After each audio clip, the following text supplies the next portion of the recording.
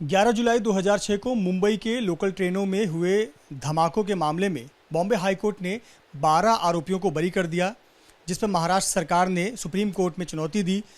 Supreme court ने इस मामले पर स्टे लगाया, नोटिस जारी किया है, लेकिन ये भी कहा है कि जो अब जेल से बाहर आ गए हैं उन्हें वापस जेल में डालने की ज़रूरत नहीं है। इस पर ट्रेन ब्लास्ट के पीड़ित क्या महसूस करते हैं, बात करने के लिए हमारे साथ लालजी पांडे जी हैं। लालजी पांडे उस दिन लोकल ट्रेन में यात्रा कर रहे थे जब इनकी लोकल ट्रेन माहिम स्टेशन के नज़दीक पहुंची तो उस ट्रेन के फर्स्ट क्लास डिब्बे में धमाका हुआ, जिसमें ये बुरी तरह घायल हो गए। पांडे जी, आपका स्वागत है एबीपी न्यूज़ पर। मेरा पहला सवाल सबसे पहले तो ये कि बॉम्बे हाई कोर्ट ने 12 आरोपियों को बरी कर दिया 3 दिन पहले जो फैसला आया था, इस पर आप क्या कहेंगे? लगभग 19 साल बाद भी अब तक ये स्पष्ट नहीं है कि आखिरकार धमाके किए किसने। अब ये तो धमाके जो अंदर थे उन्होंने किए, जो पकड़े गए थे, जिनके आधार पर, साक्ष्य के आधार पर जो है लोअर कोर्ट ने इनको मतलब सज़ा सुनाई थी। अब क्या इसमें बीच में हाई कोर्ट में क्या प्रॉब्लम आ गया, किस साक्ष्य की कमी हो गई जिसकी वजह से इनको बरी किया गया, यह तो सोच से परे है और बहुत ही मैं संतप्त हूँ हाई कोर्ट के डिसीजन से।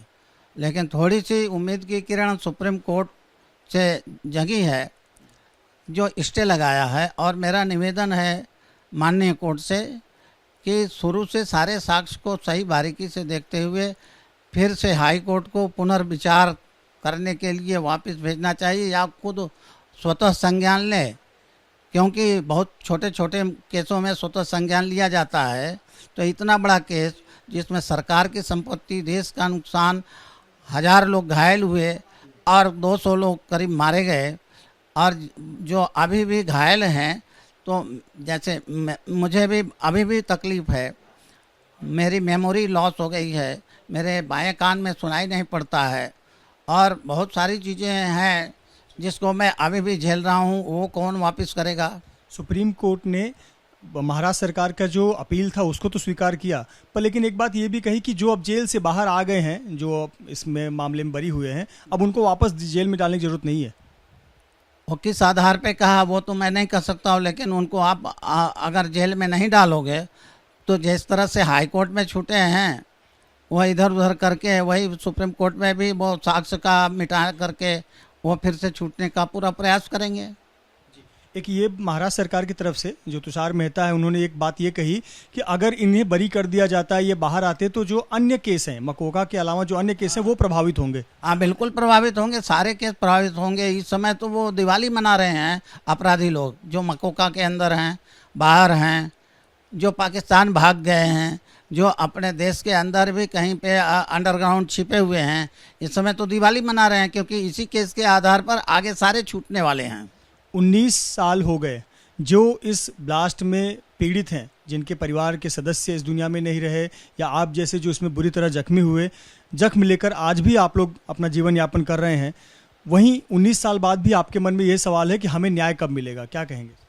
न्याय की तो अब मुझे उम्मीद नहीं है।